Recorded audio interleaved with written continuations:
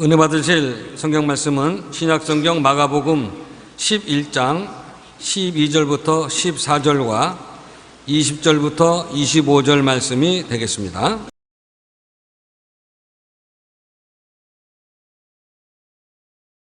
이튿날 그들이 베다니에 나왔을 때에 예수께서 시장하신지라 멀리서 잎사귀 있는 한 무화과나무를 보시고 혹 그 나무에 무엇이 있을까 하여 가셨더니 가서 보신즉 잎사귀 외에 아무것도 없더라. 이는 무화과 때입니다. 예수께서 나무에게 말씀하여 이르시되 이제부터 영원토록 사람이 내게서 열매를 따먹지 못하리라 하시니 제자들이 이를 듣더라. 그들이 아침에 지나갈 때에 무화과 나무가 뿌리째 마른 것을 보고 베드로가 생각이 나서 여짜오되 랍비여 보소서 저주하신 무화과 나무가 말랐나이다. 예수께서 그들에게 대답하여 이르시되 하나님을 믿으라. 내가 진실로 너희에게 이르노니 누구든지 이 산더러 들리어 바다에 던지어지라 하여 그 말하는 것이 이루어질 줄을 믿고 마음에 의심하지 아니하면 그대로 되리라. 그러므로 내가 너희에게 말하노니 무엇이든지 기도하고 구한 것은 받은 줄로 믿으라. 그리하면 너희에게 그대로 되리라. 서서 기도할 때에 아무에게나 혐의가 있거든 용서하라. 그리하여야 하늘에 계신 너희 아버지께서도 너희 허물을 사하여 주시리라 하시니라. 아멘.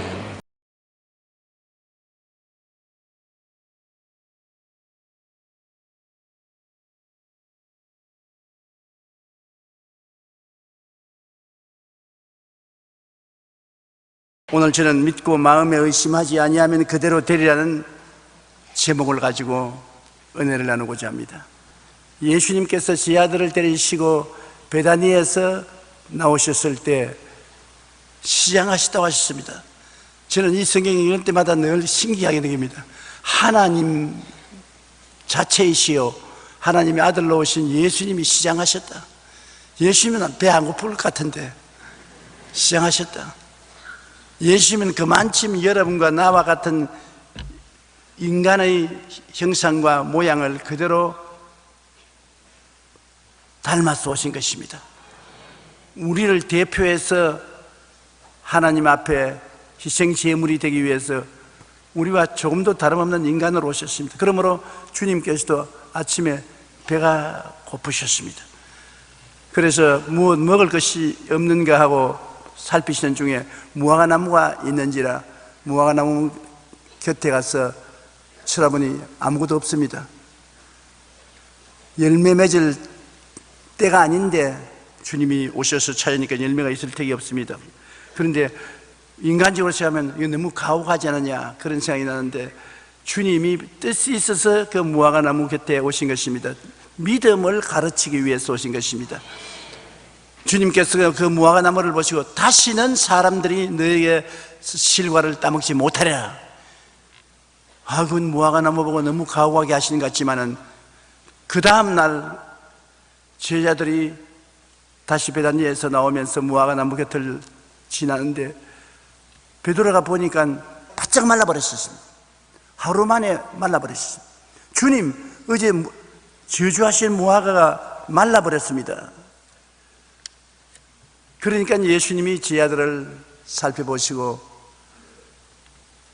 하나님을 믿어라.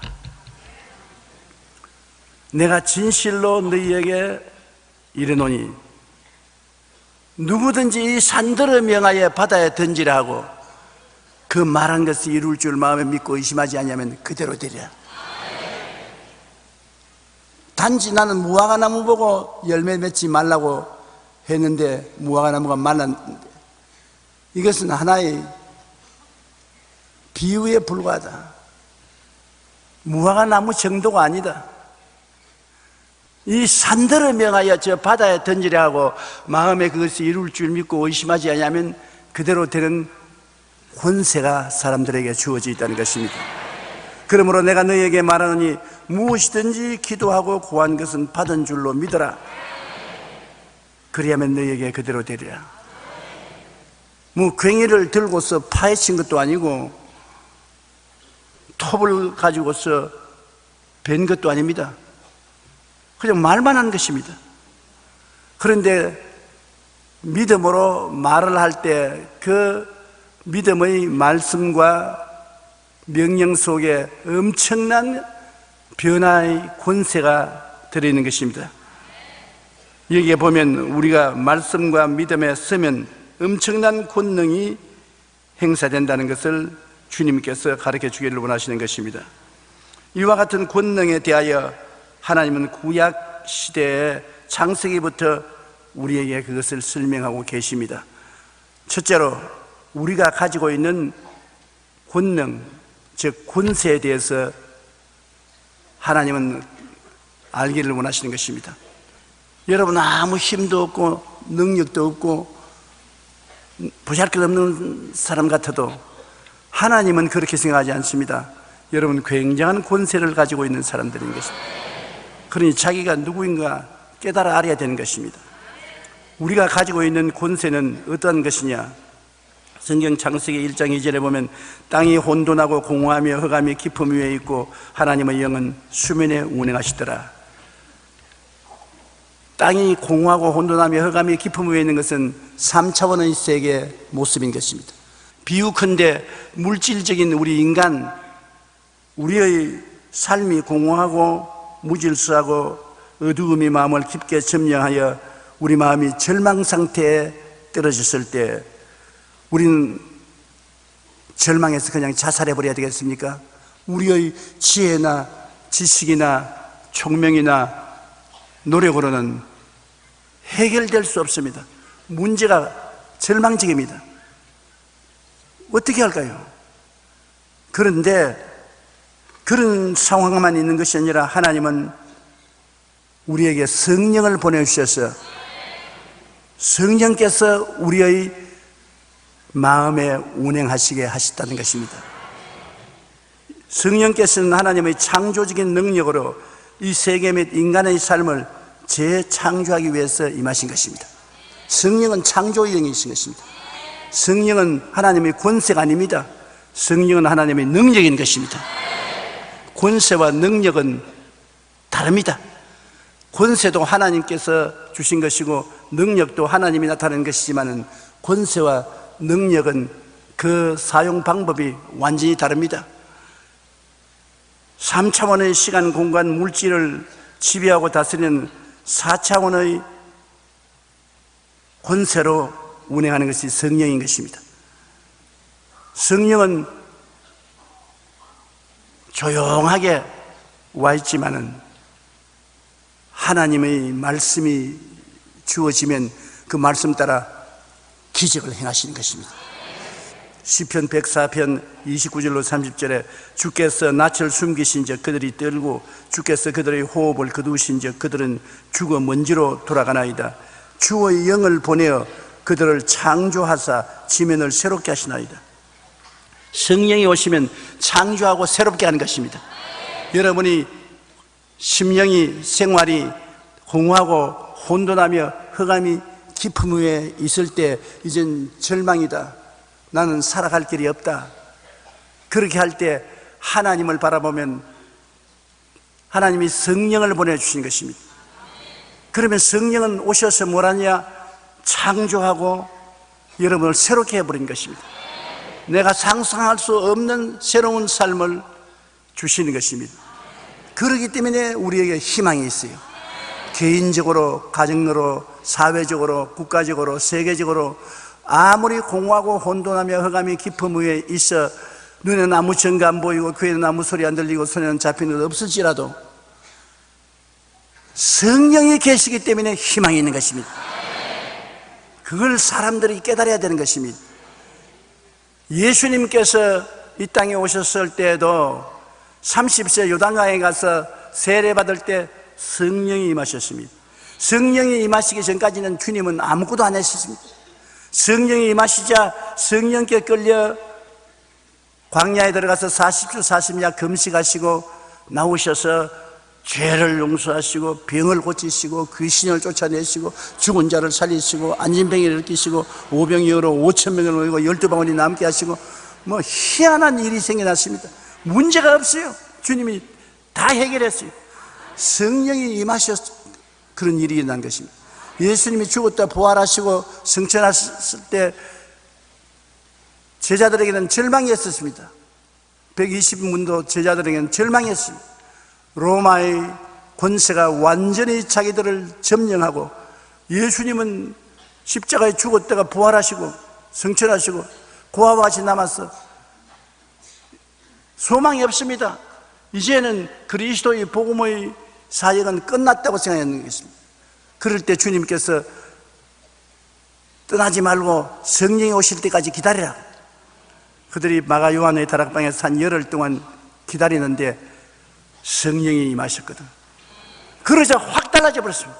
성령이 임하시자 새로운 창조와 생명의 역사가 일어나서 그들이 나가서 온 천하 만국에 그리스도의 복음을 전하게 된 것입니다.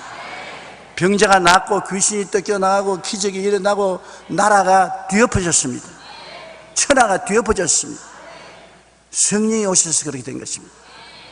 성령이 눈에 안 보이지만은 땅이 공허하고 혼돈하며 흑암이 깊은 무에서 이 우주가 절단강산이었을 때 그 해결책으로 눈에 안 보이는 성령이 와서 운행하셨습니다. 그 다음 하나님이 말씀하심에 기적이 일어나기 시작한 것입니다. 여러분, 교회에 왜 오십니까? 교회에 오면 문제가 해결되는 것입니다. 기적이 일어나는 것입니다. 왜냐? 교회에 성령이 와서 계시기 때문인 것입니다. 지금 여기 성령이 임하여 계신 것입니다. 이게 해답인 것입니다. 여러분, 왜 기도하십니까? 기도를 통해서 성령이 여러분 마음속에 임하시기 때문인 것입니다. 성령께서 여러분에게 창조의 능력을 주시고 새롭게 해주시는 기적을 베풀어 주시는 것입니다. 성령이 임하시고 역사하고 있는데 하나님이 말씀하셨습니다. 빛이 있어라. 창세기 1장 3절에 빛이 있었습니다. 하나님의 말씀은 4차원의 영적 세계를 다스리는 하나님의 권세인 것입니다. 성령은 능력이고 말씀은 권세인 것입니다. 그냥 말만 하는 거예요. 사실 보면 말 그 자체는 아무 능력도 없는 것 같은데 말만 하는데 기적이 일어나는 것은 하나님의 말씀에는 권세가 있고 성령은 능력이 있는 것입니다. 그 말씀을 받아서 창조 역사를 하는 것입니다. 창조의 순서를 보면 먼저 하나님의 성령이 운행하시고 그 다음에 하나님의 권세의 말씀이 선포되고 그 다음 보기에도 좋은 아름다운 세계가 창조된 것입니다. 첫째 날에 빛이 생기고 둘째 날에 하늘이 생기고 셋째 날에 바다와 땅 식물이 생기고 넷째 날에 해, 달, 별들이 생기고 다섯째 날에 새 물고기가 생겨난 것은 모두 다 주님이 말씀하시니까 생겨난 것입니다. 말씀 안 하실 때는 성령이 그냥 임하여서 운행하고 계시지 아무것도 안 생겼어요. 말씀이 주어지니까 말씀의 권세를 따라서 성령의 능력이 기적을 베풀어 주신 것입니다. 둘째로 우리는 권세와 능력의 차이점을 분명히 알아야 돼요. 말씀에는 권세가 있고 성령에는 능력이 있습니다. 좀 복잡하겠지만 내 말을 들으면 깨달아 알게 되는 것입니다. 한번 따라 말씀하세요. 말씀에는 권세가 있고 성령에는 능력이 있다. 권세와 능력이 뭐가 다르냐면 집안에서 늙은 부모가 계시면은 늙은 부모는 아무래도 힘이 없습니다. 젊을 때는 발랄하여 힘이 있는데 나이 잡수시면 일어났다 앉는 것도 별 도리 없이 힘이 드는 것입니다.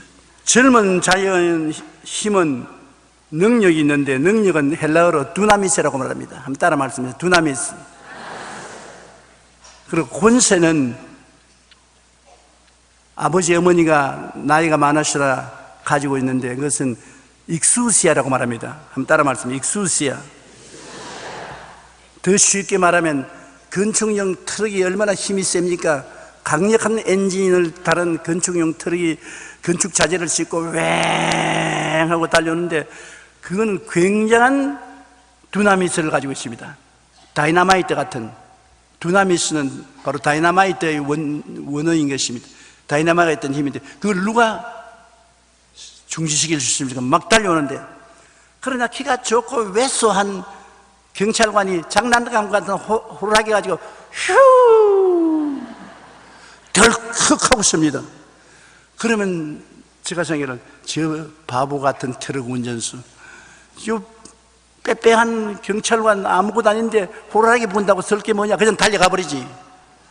그러나 트럭은 두나미스 능력이 있어도 경찰관은 권세가 있습니다.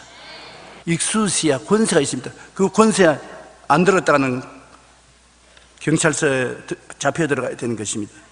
우리에게 하나님이 권세를 주셨습니다. 예수를 믿을 때 권세를 주셨습니다. 능력은 솔직히 말해서 없습니다. 능력은 성령이 가지고 계신 것입니다. 그러나 여러분 권세를 사용하면 하나님의 능력인 성령이 권세를 따라 창조를 하시는 것입니다. 창조의 역사를 할 때 말을 권세 있게 해야 되는 것입니다. 권세 있는 사람이 말을 뜨듬뜨듬하고 벌벌 떨면은 안 돼요.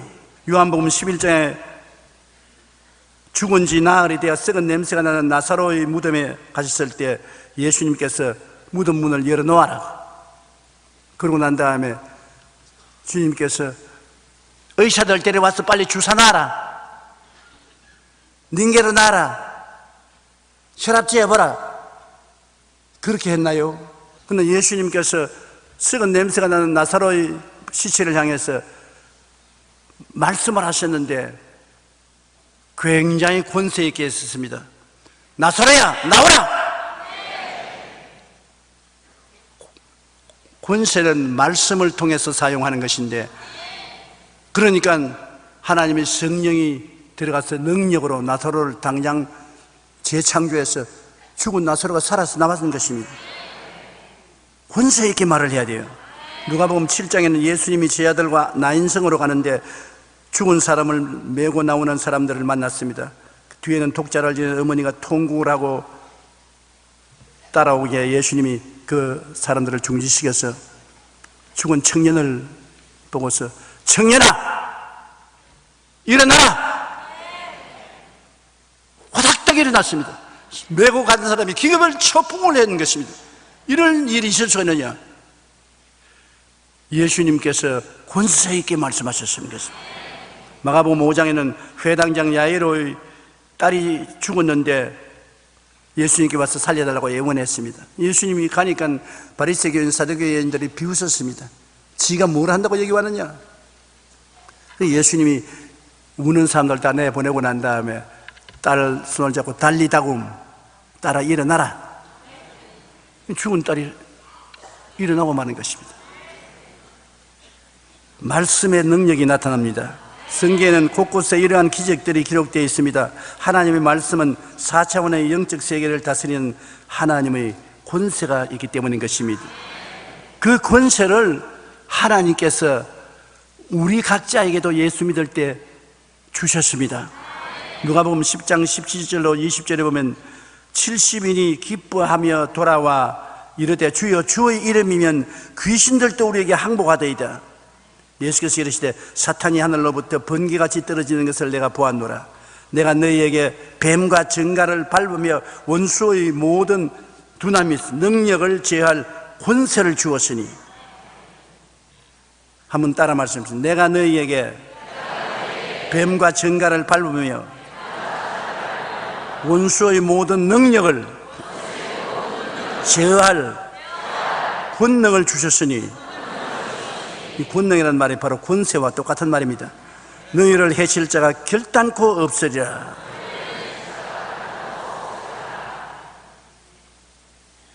제가 말한 거 아닙니다. 주님이 말씀하는 것입니다. 주님이 여러분에게 권세를 주신 것입니다. 하나님이 주신 것이니 빼앗을 자가 없는 것입니다. 주님께서 귀신들이 너에게 항복하는 것으로 기뻐하지 말고 너 이름이 하늘에 기록된 것으로 기뻐하라 하시니라. 권세, 즉 익수시아, 로마서 13장 1절에 보면 권세는 하나님께로부터 나지 않음이 없나니 모든 권세는 다 하나님께서 정하신 바라. 하나님이 예수 믿을 때 여러분에게 하나님의 자녀가 되는 권세를 주었습니다. 권세는 느끼는 것이 아닙니다. 필링이 아니에요. 권세는 느끼지도 안 하고 등이 근질근질하지도 않아요. 그러나 권세는 하나님이 주신 권세이기 때문에 여러분에게 주어진 거예요. 사용만 하면 되는 것입니다. 능력은 두나미스인데 물리적인 힘, 육체적인 힘을 말하는 것입니다.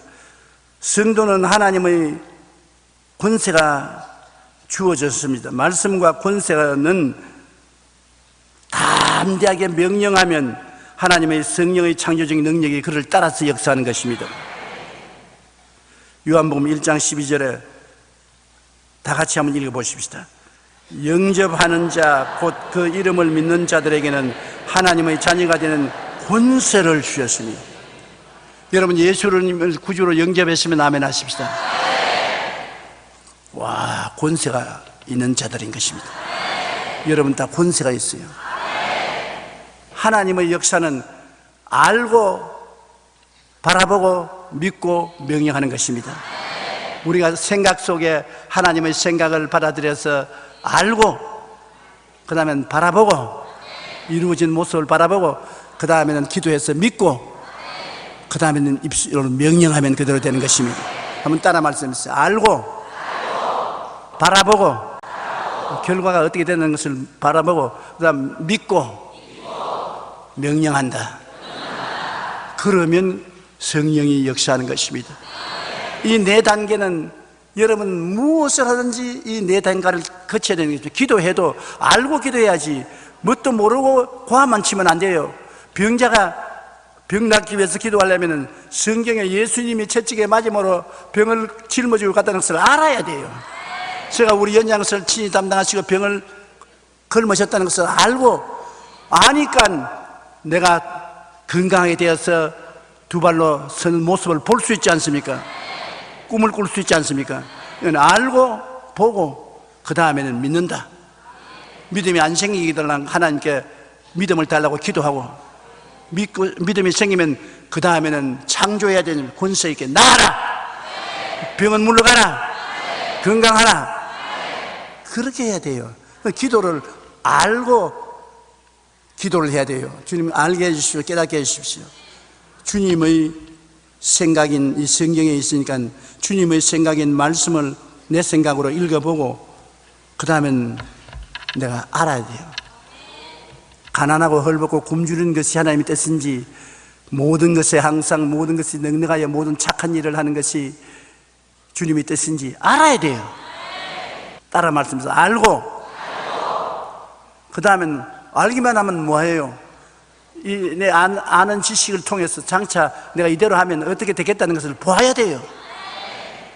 내가 이대로 하면 부자가 되겠다, 건강한 사람이 되겠다, 승리하는 사람이 되겠다, 훌륭한 종이 되겠다. 바라보아야 돼요.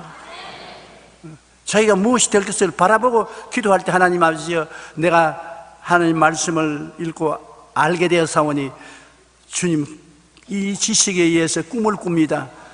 장차 나는 가난하고 헐벗고 굶주린 사람 과부와 과들을 많이 도와줄 수 있는 거부가 되기를 원합니다. 그러면 물질을 가지고서 내 욕심을 채우는 것이 아니라 헐벗고 굶주린 사람을 도우는 데 사용하겠습니다. 기도를 알고 해야 되는 것입니다. 알고 바라보고 자기가 부자가 될 수 있다는 것을 바라봐야 돼요. 내가 부자 되는 것이 하나님의 뜻이요 11조와 헌물을 주님께 드리고 심고 그 다음에는 나는 부자가 된다는 것을 바라봐야 돼요. 바라만 보면 어떻게 합니까? 그것이 믿어야 돼요. 내 믿은 대로 될지어다 했으면 믿어야 돼요. 믿었으면 그 다음에는 이제는 기적이 창출되는 명령을 내려야 돼요. 그 다음에는 사업이 잘 될지어다, 기적이 일어날지어다, 장사가 잘 될지어다, 그렇게 말해야 돼요.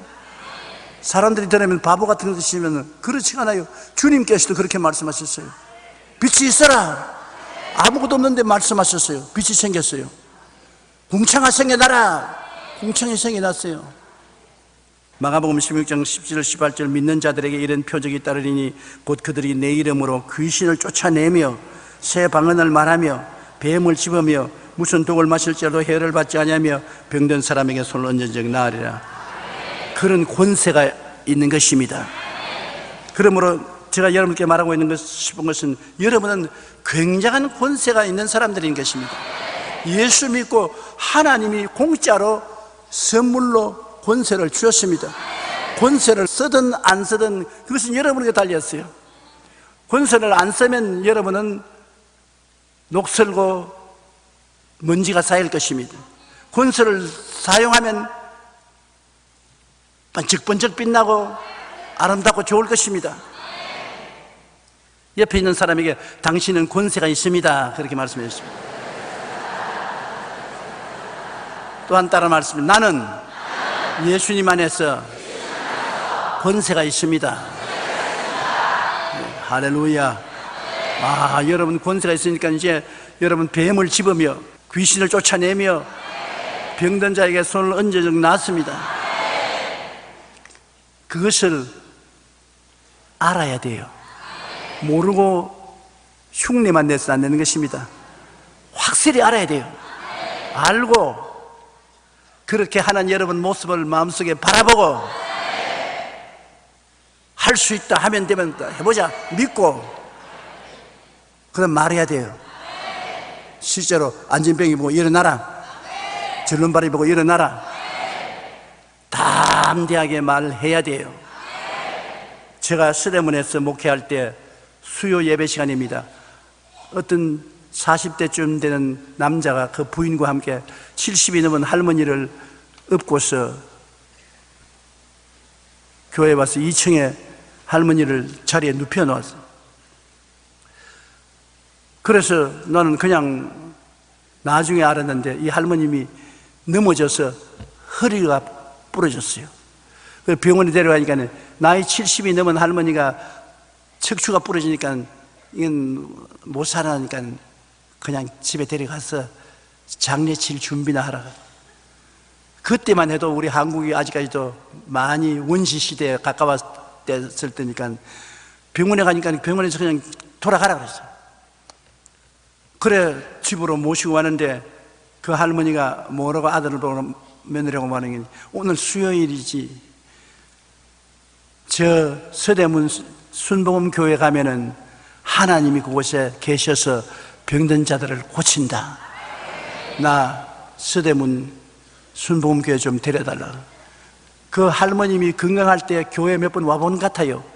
그 할머니 소원에 따라서 아들과 며느리가 데리고 교회 왔는데 제가 설교를 마치고 난 다음 병자 위한 기도를 했는데 마음속에 하나님 성령께서 말씀하기를 허리를 다친 사람이 나았다고 말하라. 그래서 저는 하나님이 병 고치는 것을 알고 말하면 믿는 것을 낫는 것을 마음속에 보고 믿고 말하는 것이기 때문에 담대하지요. 그래서 오늘 이 시간에 허리가 부러진 사람 왔는데 예수 이름으로 나았다고 그러니까 할머님이 부시시 일어나 손을 들고 할렐루야.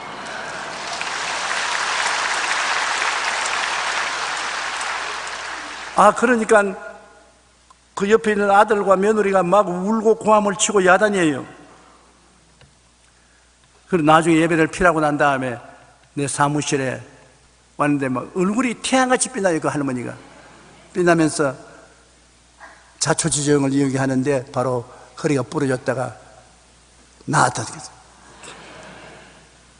그래 어떻게 나았더냐고 물으니까 목사님이 기도할 때 제가 낫는다고 확신을 하고 있었는데 허리가 아픈 사람이 나았다. 그러니까 나보고 하는 말이다. 하나님의 불이 확 몸에 들어오지 아픈 것이 싹 나버리지.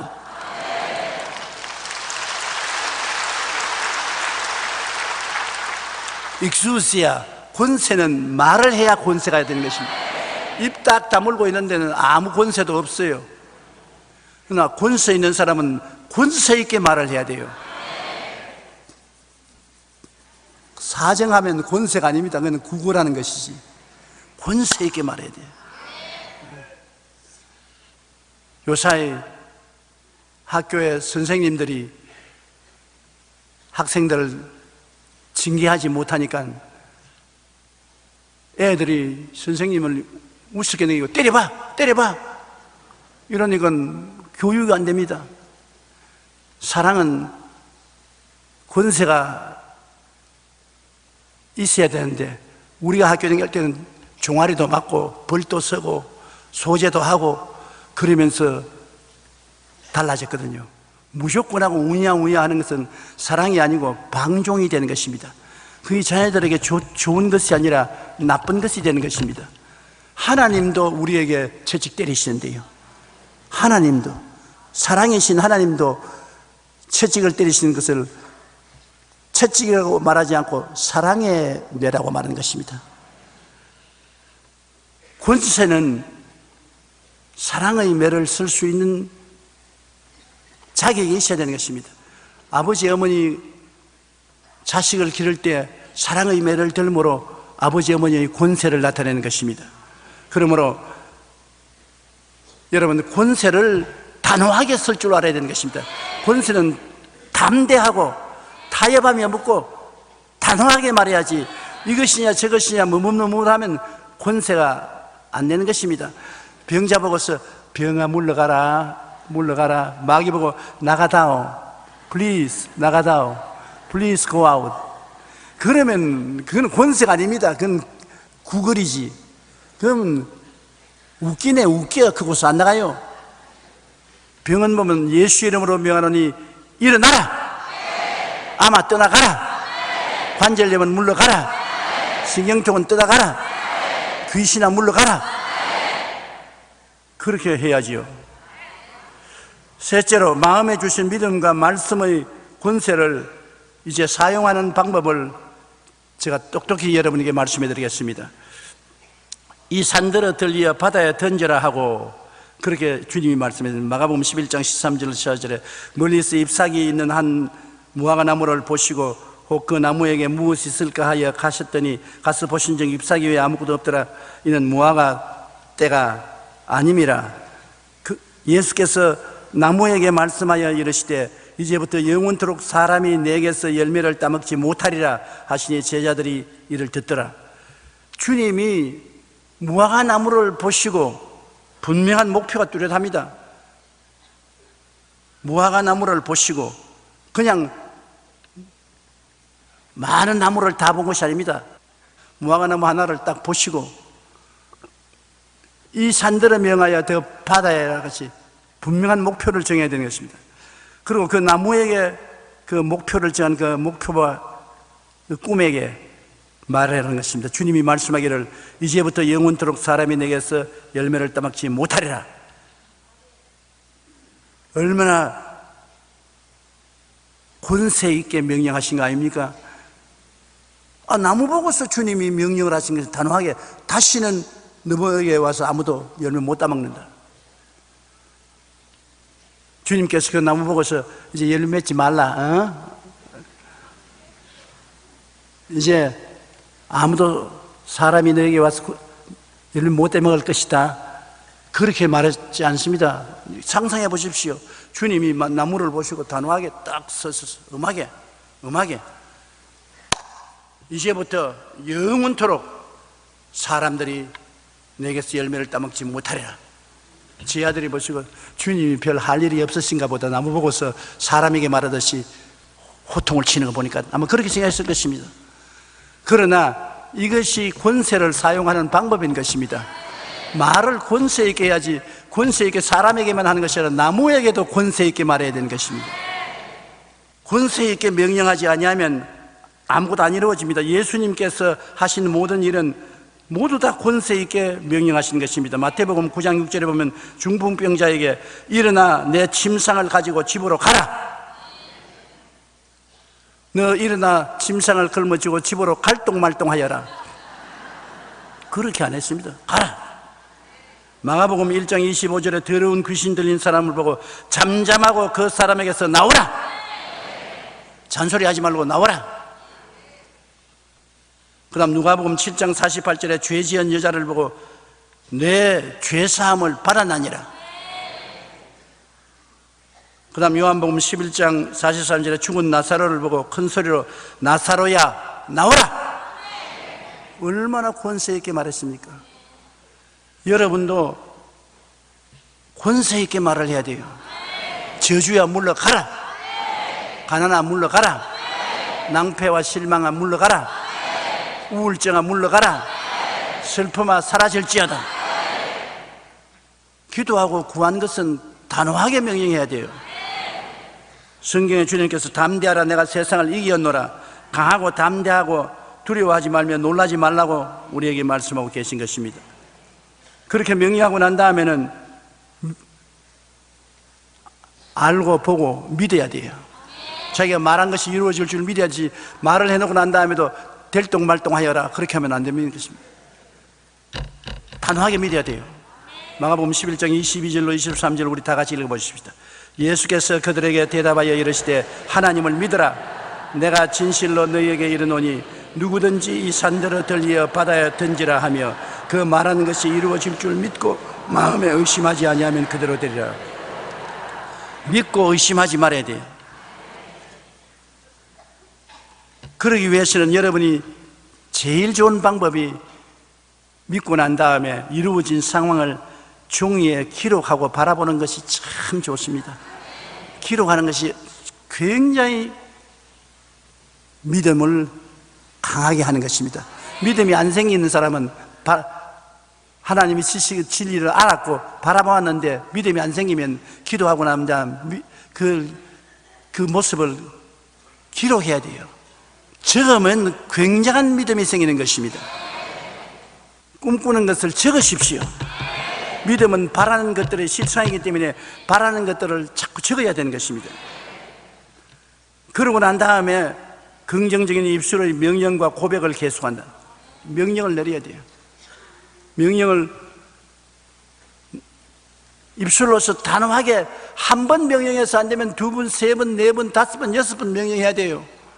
마귀를 나가라 한다고 안 나간다, 한 번 명령해서 안 나간다고 물러가면 안 돼요. 나가라, 나가라, 나가라. 계속해서 긍정적으로 계속해서 말해야 돼요. 하나님은 얼마나 우리가 긍정적으로 말하기로 하냐면 아예 이름을 바꿔버렸습니다.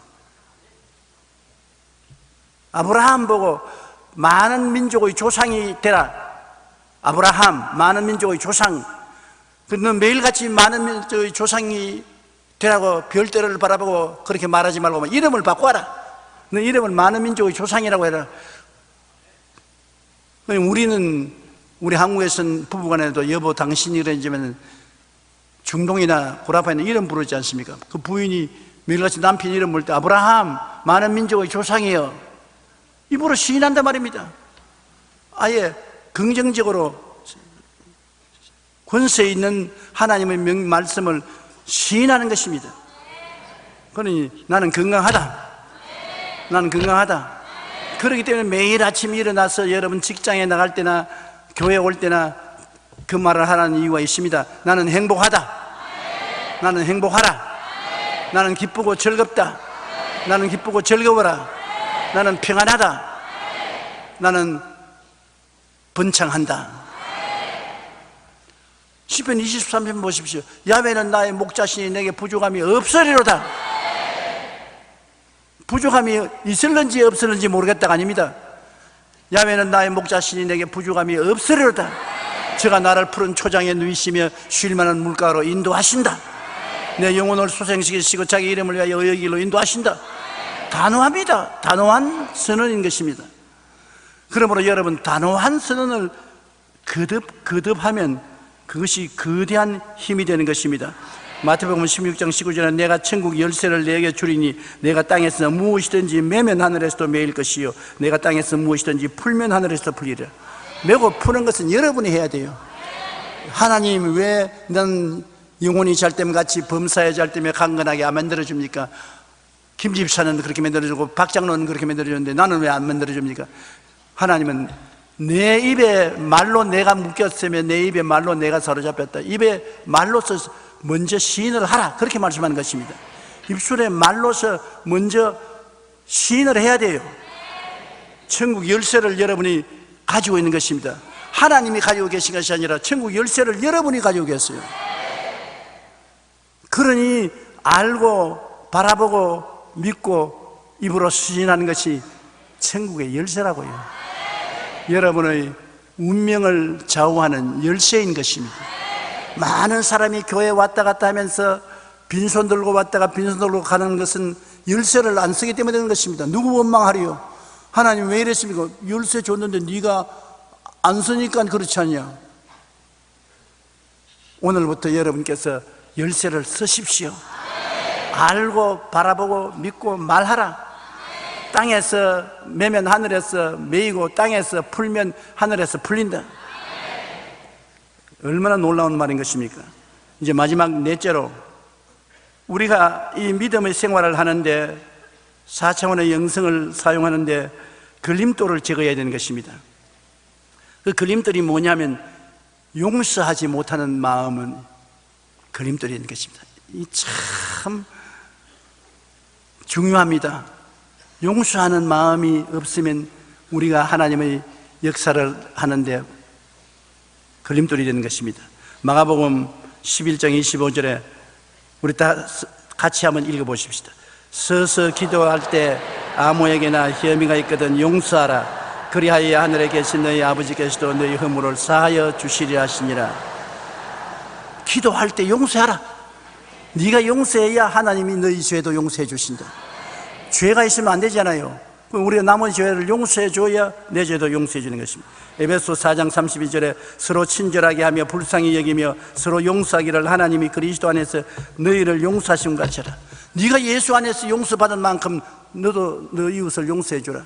베드로가 한번 큰 마음 먹고 예수님께 말했습니다. 주님, 나에게 잘못을 저지른 사람을 얼마나 용서해 줄까요? 하루에 7번씩 용서해 줄까요? 그러니까 주님이 베드로라고, 베드로야 하루에 7번씩 70번 용서해 줘라. 7번 용서하니까 77이 49, 490번 용서를 하루 종일 용서해도 490번 용서 못합니다. 그러니까 한없이 용서하는 겁니다.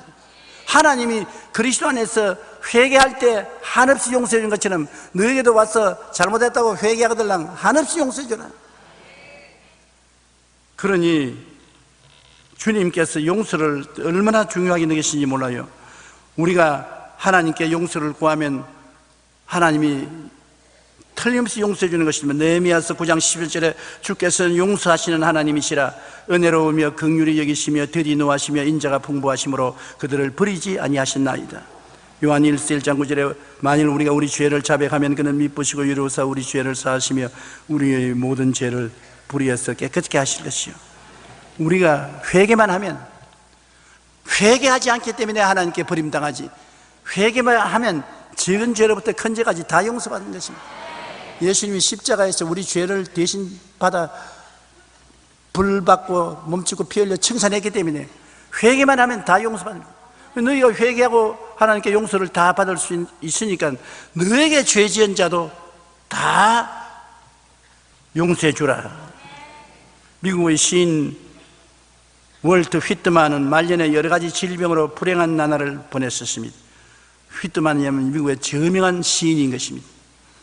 어느 날 의사가 그에게 이렇게 말했습니다. 저는 의사가 된 지 30년이 되었습니다.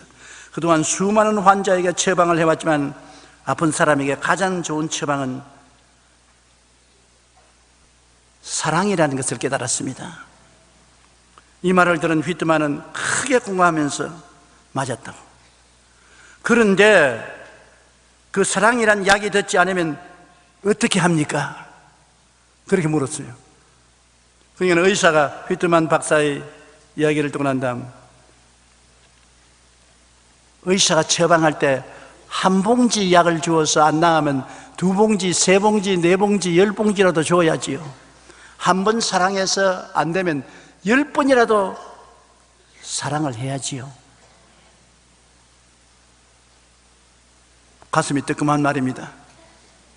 그러니까 사랑을 하되 끝까지 사랑하라는 것입니다. 하나님께서 마음에 주신 믿음과 말씀의 권능이 우리를 통해 나타나기 위해서는 믿음의 걸림돌을 제거해야 되는데 가장 먼저 용서하는 마음, 즉 사랑을 가져야 합니다. 히브리서 8장 12절에 내가 그들의 불의를 긍휼히 여기고 그들의 죄를 다시 기억하지 아니하리라 말씀하셨습니다. 주님께서 우리의 죄와 불의를 용서하시면 다시 기억도 안 한다고 말씀한 것입니다. 용서가 나를 치료하고 이웃을 치료하는 큰 힘이 있습니다. 폴 트루니에는 스위스의 심리학자이자 정신과 의사입니다. 그는 폴 트루니에의 치유라는 자신의 책에서 그가 경험한 임상 기록을 적었습니다. 악성 빈혈이 있는 한 여인이 무려 반년 동안 다니며 치료를 받아도 점점 병이 악화되고 그대로는 죽을 수밖에 없어요. 의사는 아무래도 안 되겠으니 병원에 입원해서 집중적으로 치료를 해야 되겠으니 준비해서 병원에 오라고 했으니 오겠다고 해놓고는 남 약속한 날짜를 지키지 않고 병원에 오지 않았습니다. 일주일 후에 그녀의 얼굴이 빛이 환하게 빛나면서 병원에 왔습니다. 빈혈 검사를 해보니까 빈혈이 깨끗이 나왔어요. 6개월을 지나면서 치료를 해도 안 났던 병이 어떻게 일주일 만에 나았느냐? 의사가 놀라서 무슨 일이 있었습니까? 물으니까 여인은 제가 오랫동안 미워하던 사람이 있었는데 며칠 전에 그를 찾아가서 용서했습니다. 악성 빈혈로 오랫동안 고통을 받다가 미워하던 사람을 용서하자 단번에 나아버렸습니다. 그러니 치료와 용서는 얼마나 관계가 많지요. 여러분 기도를 해도 병이 안 낫거든 미워하는 사람이 있는지 가슴을 한번 살펴보세요. 그러면 그 미워하는 사람을 용서해 주십시오.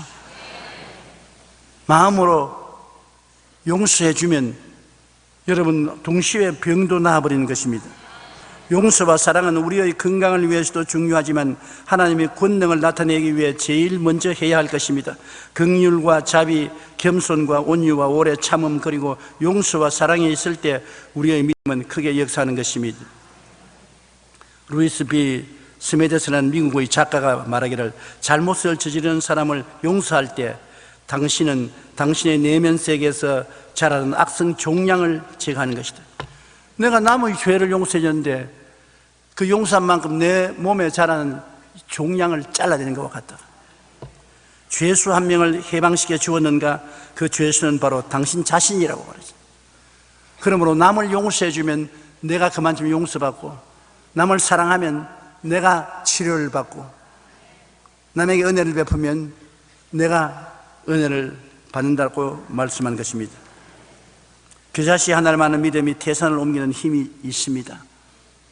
여러분 예수 그리스도를 구주로 믿는 사람은 겨자씨 하나만한 믿음은 다 있습니다. 왜냐하면 믿음은 들음에서 나며 들음은 그리스도의 말씀으로 말미암았느니라. 여러분 오늘 교회 오셔서 저희 설교 말씀 그리스도의 말씀을 들었습니다.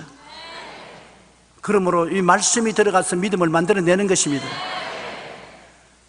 먹는 음식이 뱃속에 들어가서 양분을 만들어내듯이 믿음은 듣고 나면은 그것이 들어가서 믿음을 만들어내요. 성경을 보고 읽든지 설교를 듣든지 하면 믿음이 생겨나요. 큰 믿음이 안 생겨나도 겨자씨 하나만한 믿음만 있어도 충분해요. 겨자씨 하나만한 믿음이 있으면 태산이 옮겨간다. 태산 같은 슬픔과 우울증과 고통과 질병과 염려와 근심과 불안과 초조와 절망과 좌절과 다 물러가요. 어떻게 물러가느냐? 내가 권세가 있다는 것을 알고 그 권세를 사용하면 어떻게 된다는 것을 보고 그것을 이루어질 줄 믿고 입술로 시인하면 그대로 되리라. 안다는 것은 말씀을 읽어서 아는 것입니다. 생각을 통해서 아는 것입니다. 하나님의 생각이 성경에 있어요. 하나님의 생각을 내가 읽어서 내 생각 속에서 깨닫게 되면 아는 것입니다. 산이나 바다는 3차원, 믿음은 그 자신이만 해도 4차원인 것입니다. 땅이 공허하고 혼돈하며 흑암이 깊음 위에 있은 3차원입니다. 내 마음이 공허하고 혼돈하며 우리 생활이 흑암이 깊음 위에서 좌절과 절망이 희망이 없다. 그러나 아십시오. 하나님의 성령이 운행하십니다. 예수를 구주로 모시고 하나님께 기도하면 성령을 보내주셔서 성령이 운행하십니다. 그러면 그때부터 여러분이 오늘 내 설교를 기억하십시오.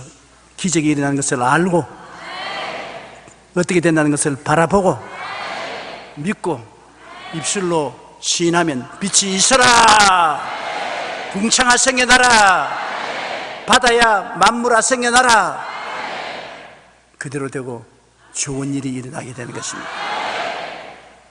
믿고 마음에 의심하지 아니하면 그대로 되리라.